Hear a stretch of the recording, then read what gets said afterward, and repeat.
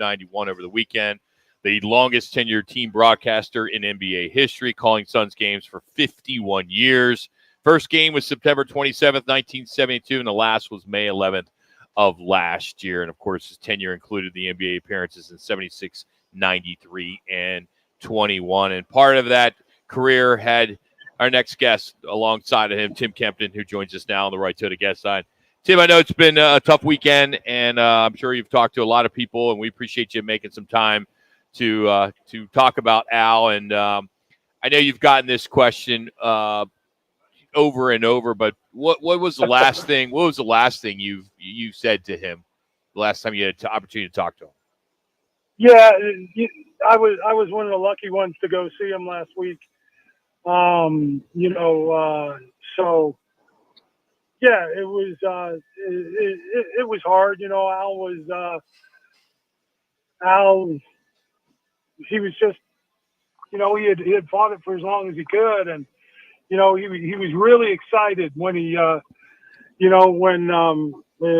first got him, and he said, "Okay, we're going to beat this," and thought it was in remission, and it really was a gut punch to him when they found out most recently, and he was put in hospice. So it was it was tough, but it was great to see him. I'm glad I got to see him, and we spent about a half an hour together, and we had some laughs and everything. So it was good. How was his spirits when he saw you? Because we had Charles on the program about a week ago. He said the same thing. He had an opportunity to go visit with him, and and he had, Al had requested a few people that he did want to see. So I'm sure he was probably elated to see you when you got there. Yeah, it was awesome. He always brought a smile to my face when I walked in the room.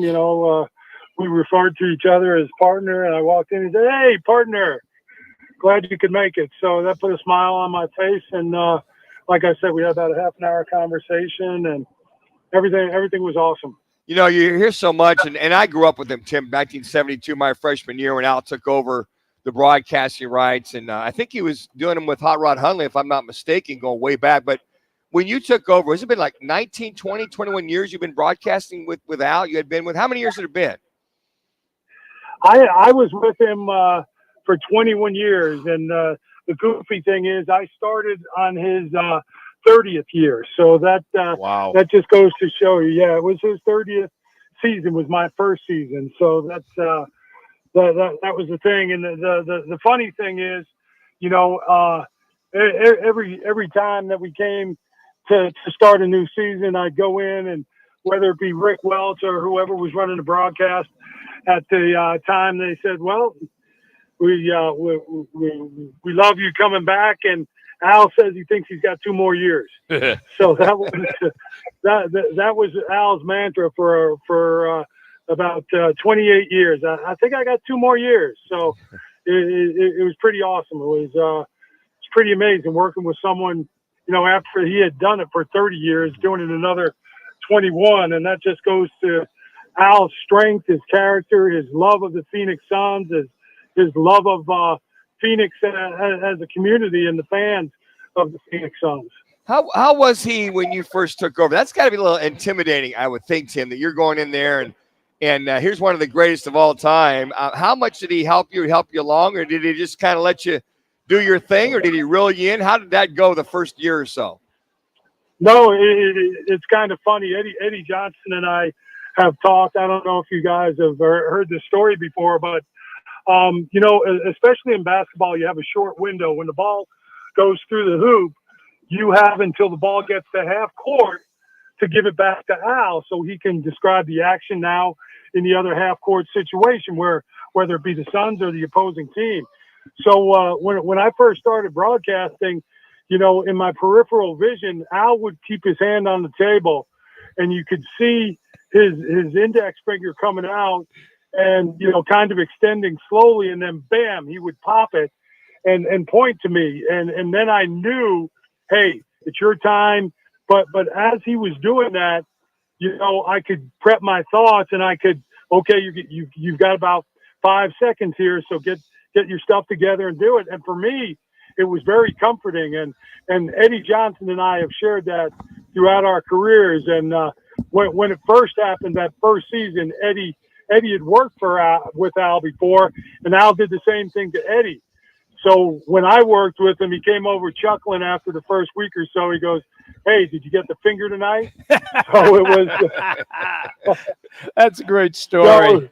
Great story. Yeah, so it was comforting, and that's how we built up our timing together, until 2 or 3 seasons in, where, we had it down and it didn't have to do it anymore. But that's how we first evolved. And yeah, it was just a matter of staying out of Al's way and not messing up the call that everybody would use on the highlights next day. So just keep your mouth shut. That was the biggest part. One of the things he said early on, he said, listen, he goes, you don't have to talk all the time. He goes, sometimes there's a lot to be said in your silence and the noise of the crowd and the building. So that was one of the first things he shared with me. I wish you would have shared that with Dan Minucci, because Minucci, as a color analyst, and you're one of them too, feels like you guys are the play-by-play guys sometimes, when it's the play-by-play guy, and then you guys add a little flavor, right? And that's about it. But Minucci never heard that before, right? You get paid by the word, right, Yeah. Tim? Luckily, I didn't.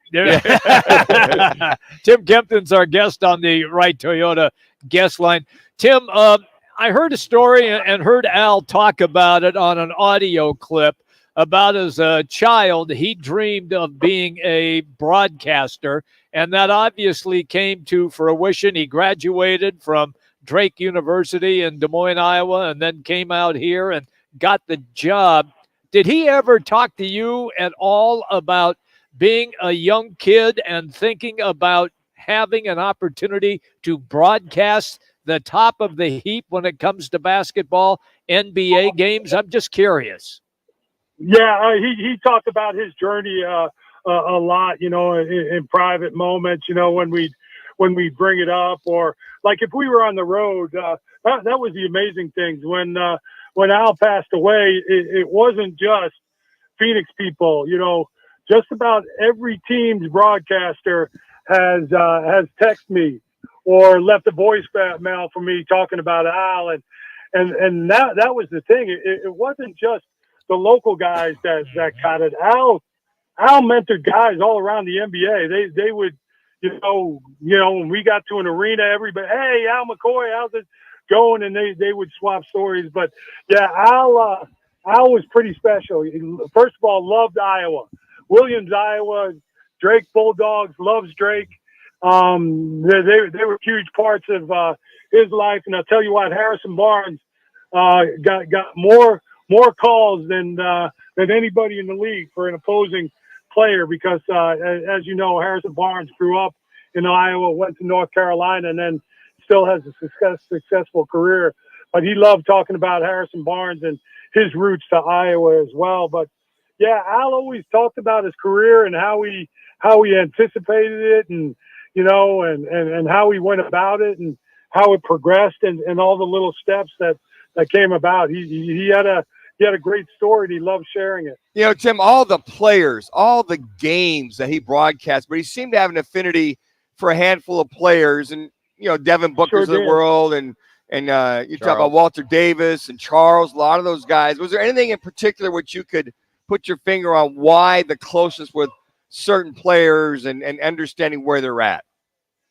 Yeah, my top 5 would be Connie Hawkins, Gar Hurd, Walt Davis, Steve Nash, and Devin Booker. And you look at those guys, and Connie, obviously it was the joke, Connie going to Iowa to play college ball.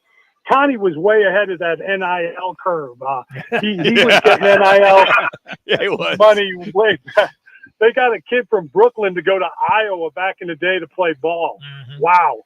But we always used to give Hawk a hard time about that. But yeah, Hawk was with a Gar Hurd. Gar was living in Atlanta for a while. He's moved back to Phoenix now, but whenever we went to Atlanta, it was, hey, you got to find Gar. Gar will be at the game. Gar would come up and find Al and talk to him. You know, it was that back and forth. You know, Connie would come in and, when we had home games and they'd sit in the media room, where Connie would come up to our spot. And the same thing with Steve Nash and to the point, even Devin Booker, guys that appreciated the game and everything about the game, knowing that how important Al is to the game. You know, sometimes radio, TV, you know, and it's just accepted, but those guys, those 5 guys really know how much Al meant to the Phoenix Suns and the Phoenix community. Walt Davis, you know, talked about, you know, he obviously went through hard times with that team here in Phoenix, was able to, you know, straighten up. And Al, whenever we went on the road, you know, later in his career, he'd always go find Walt before the game up there in Denver just to say hello and give him a hug. So those five guys are the ones that are really special Al. There are more. I'm not denying that. But Connie Hawkins, Gar Hurd, Walt Davis, Steve Nash, and Devin Booker are definitely the top 5 in my eyes, seeing the way that Al talked about them, the way he reacted to them, the way they reacted to him. Tim, thank you, man. Appreciate you coming on to talk about Al. Really appreciate you, man. Thank you. And yeah, anytime. You got it. Appreciate that, Tim. That's Tim Kempton joining us. I didn't know it was that long. 30 years. Yes. Yeah, wow. A long time. I mean, you know, 21 years. I can't imagine having a color analyst that long. Oh, my gosh. Jimmy, what's the longest you've had somebody as your color analyst? Probably just a couple of years. Yeah, you never stay in one market long enough, well, right? You get fired. I get fired or I get another job. And you've had me for 20 years, Rock. Yeah, so think about it's that. Been rough. That's why I'm here now. Hey, the good, the bad, the ugly from week 4 in college football, plus our G2G protein bar game changers from the weekend. That's next.